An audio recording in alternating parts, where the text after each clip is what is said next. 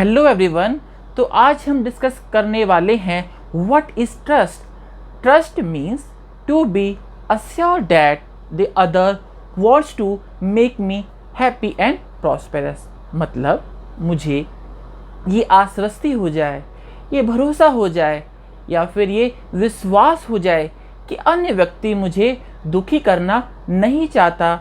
उसी फीलिंग को हमने ट्रस्ट बोला है। ट्रस्ट को फाउंडेशन वैल्यू क्यों बोलते हैं? जैसे ही मुझे लगता है कि अन्य व्यक्ति मुझे दुखी करना चाहता है, मैं उसके विरोध में आ जाता हूँ। मैं उससे अपना कोई भी संबंध नहीं रखना चाहता। इसीलिए संबंध का आधार ही ट्रस्ट है।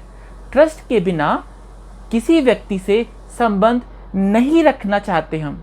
जो व्यक्ति मुझे दुखी करना चाहता है, मेरे मन में उसके लिए कोई भी भावना नहीं रहती।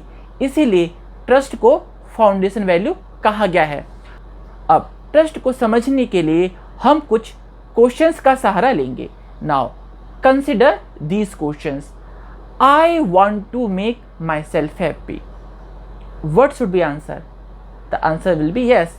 मेरे सारे विचार, सारी इच्छाएं मेरे सुख के लिए है। मैं हर इच्छा करता हूँ, हर विचार करता हूँ अपने सुख के लिए। तो answer will be yes. Now consider the second question. I want to make the other happy. So हम तो यही सोचते हैं कि मैं तो बहुत अच्छा इंसान हूँ, तो इसका आंसर भी क्या होगा?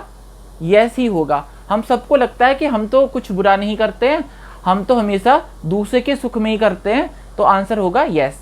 Now consider this third question. The other wants to make herself himself happy. अगर हम थोड़ा ध्यान लगाएं तो हम अगर ये सोचें कि अगर मैं जितना भी विचार करता हूँ, कार्य करता हूँ, वो अपने सुख के लिए करता हूँ, तो सामने वाला व्यक्ति भी मेरे जैसा ही है। वो भी जो भी विचार कर रहा है, कार्य कर रहा है, वो भी सुख के लिए ही कर रहा है। तो थोड़ा सोचने के बाद हम इस क्वेश्चन का भी आंसर दे सकते हैं, जो यस आएगा। अब मैं चौथा क्वेश्चन आपसे पूछता हूँ। The other wants to make me happy. अब आप कन्फ्यूजन में पड़ जाएंगे और इसका आंसर थोड़ा डाउटफुल है।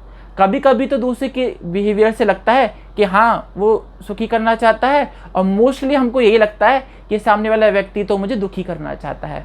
तो इसका आंसर हम यस और नो में नहीं दे सकते। तो answer will be doubtful. I am in confusion. अब आइए कुछ और क्वेश्चन देख लेते हैं।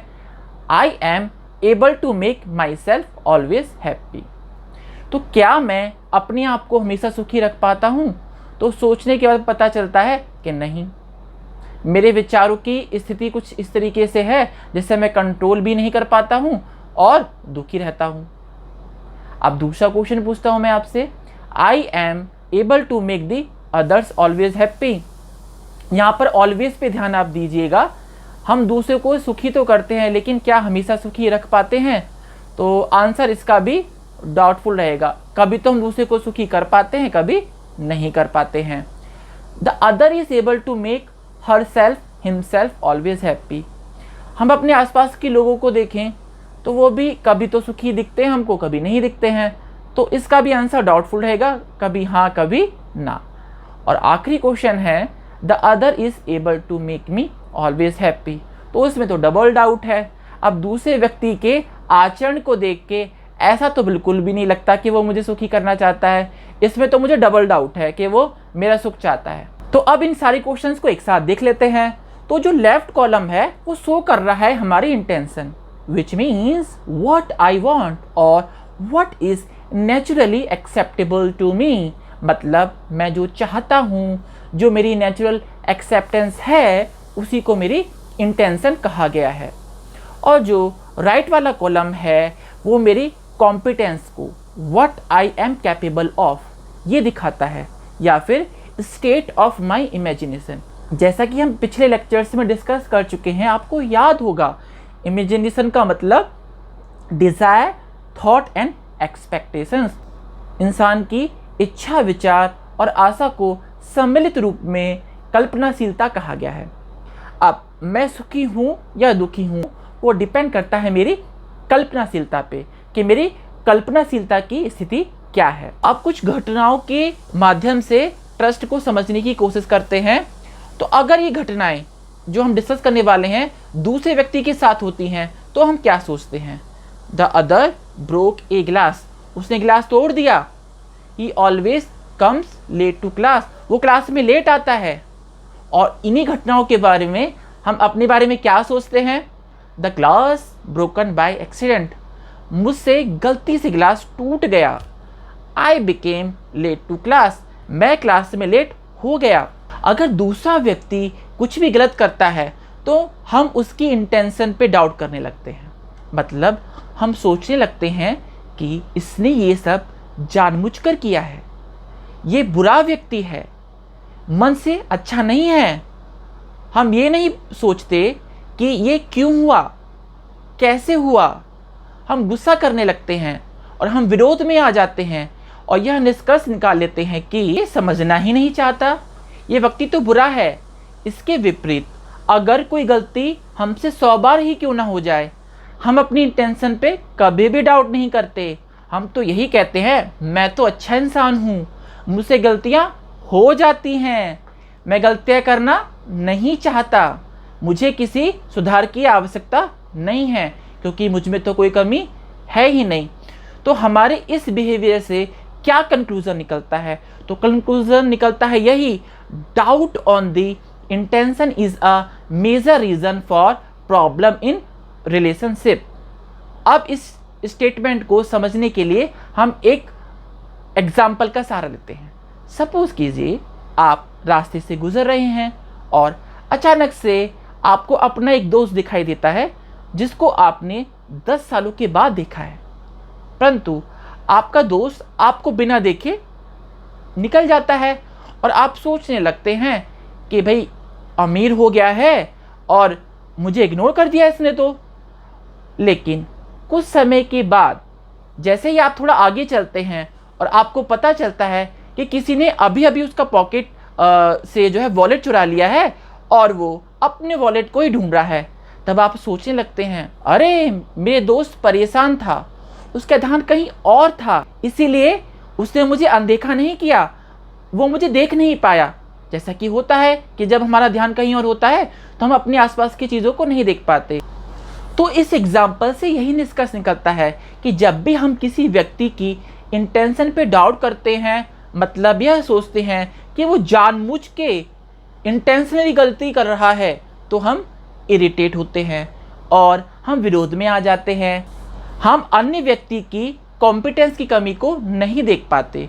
जैसे कि अगर कोई व्यक्ति आपसे तभी अच्छा व्यवहार करे जब उसको आपसे कुछ धन की आवश्यकता हो, तो अगर आप यह देख पा रहे हैं कि इस व्यक्ति की समझ में कमी है और यह व्यक्ति प्री कंडीशनिंग या फिर मान्यतावश जी रहा है कि मनी इज एवरीथिंग, पैसा ही सब कुछ है, वह संबंधों के महत्व को नहीं समझ पा रहा है, धन का संबंधों से अधिक महत्व है, ऐसी मान्यतावश वह जी रहा है।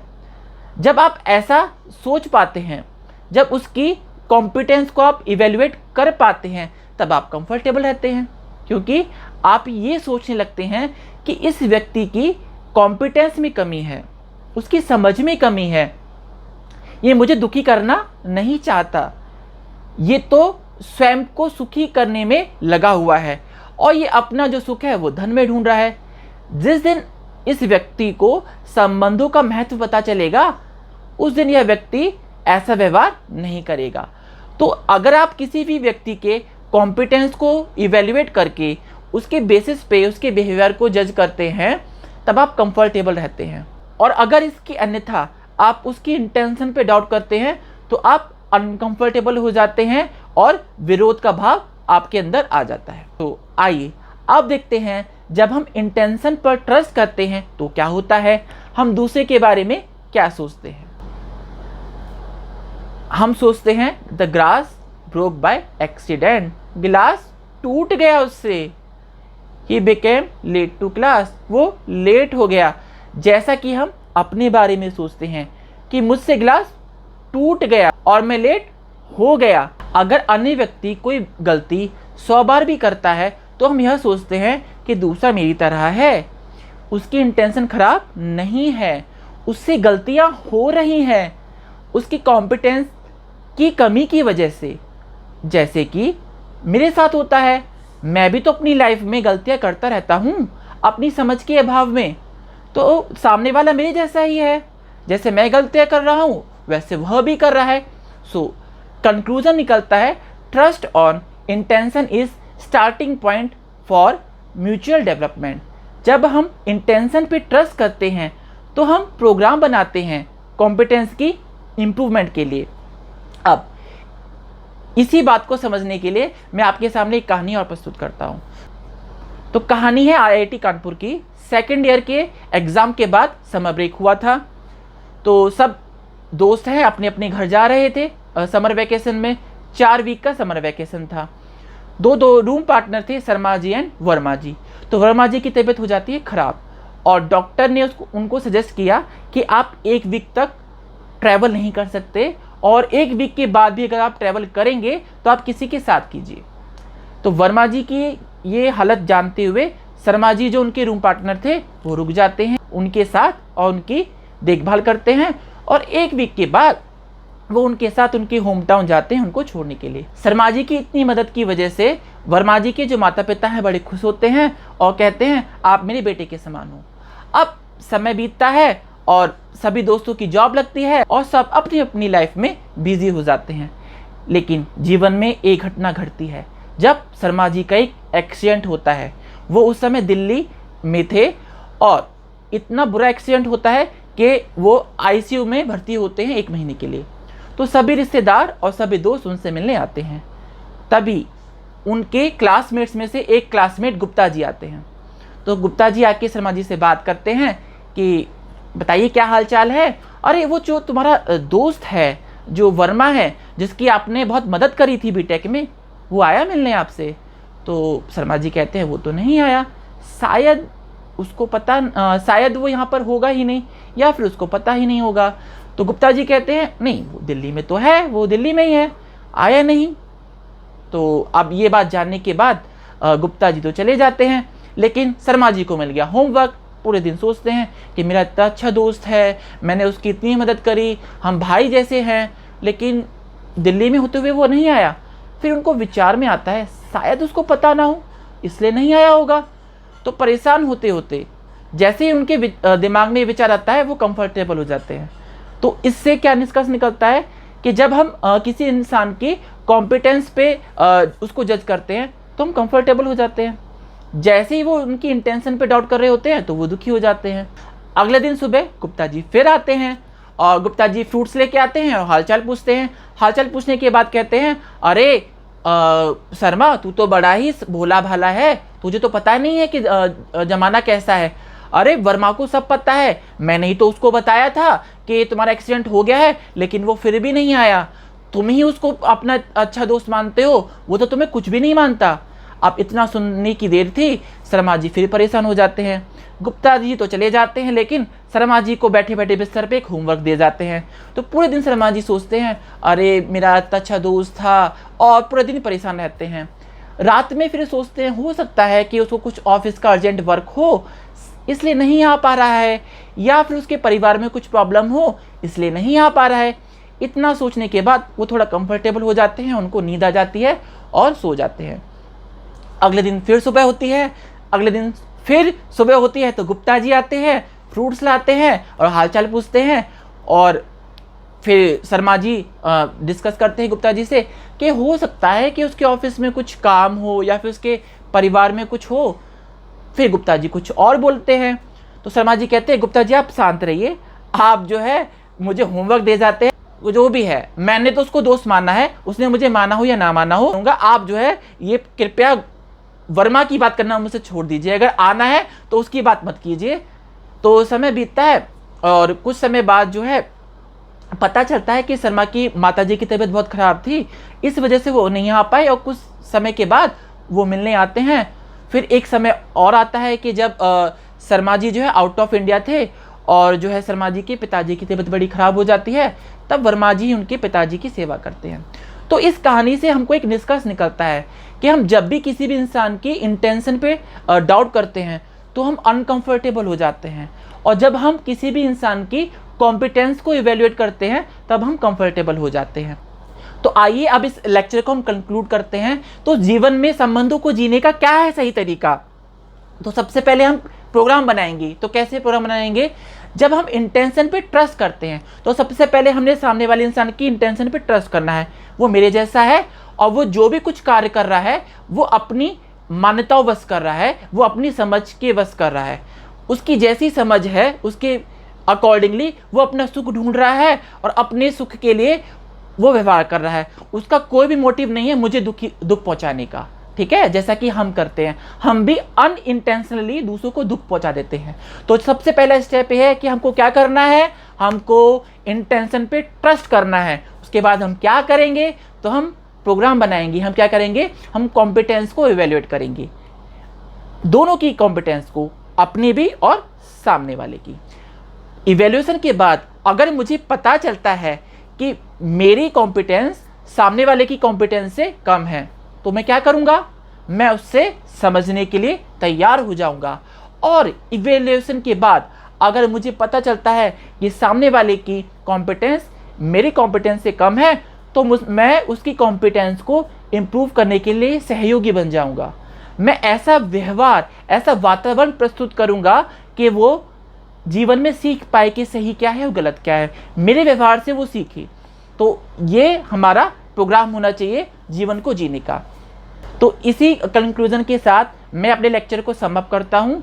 अंत में आपको एक क्वेश्चन के साथ छोड़कर जाता हूँ, how many % do you have trust on the intention? आपको अपने जीवन में कितने लोगों के इंटेंशन पे ट्रस्ट है? सोचिएगा ज़रूर। धन्यवाद आपके कीमती समय के लिए। फिर मिलते हैं नेक्स्ट लेक्चर में।